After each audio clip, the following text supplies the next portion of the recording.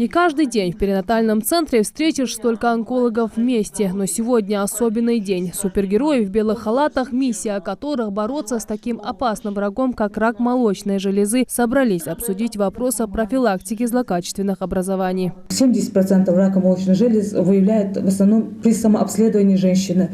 И так получается, что при обследовании, которое мы можем увидеть, это уже запущенная форма рака. Рак – одна из главных причин смертности во всем мире. Участница конференции Эсет Кузикова отмечает, женщины напрасно откладывают профилактический визит к врачу. Ведь они должны думать в первую очередь о своем здоровье, чтобы иметь возможность родить и быть счастливой. Из-за того, что рак у нас молодеет, очень часто девочки молодых возрастов, это вот начиная от 15 до 25 лет, участились фиброаденомы, очень часто выявляются в последнее время доброкачественные кистозные образования, различные липомы и другие доброкачественные новообразования молочной железы. Мы их держим постоянно под контролем, наблюдаем.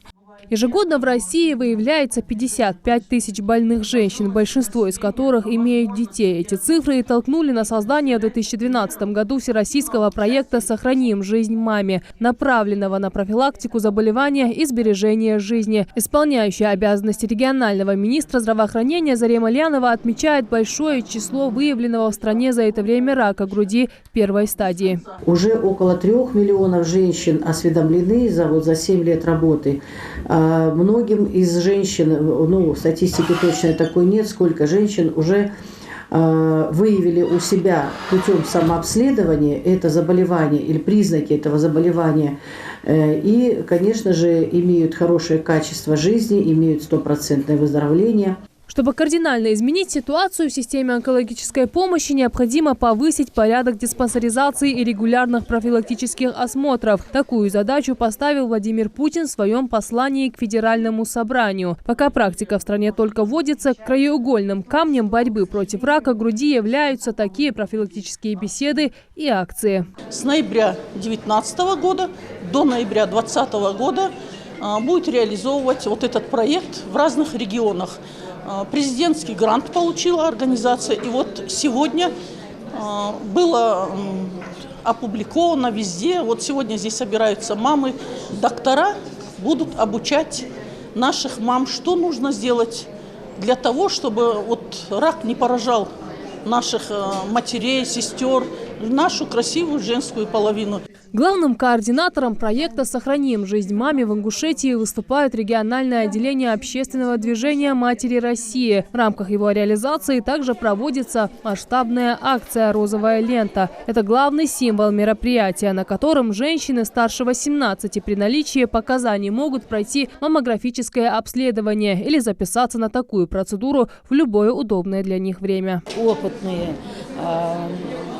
очень даже образованные врачи, которые проводят это обследование нашим женщинам, нашим матерям.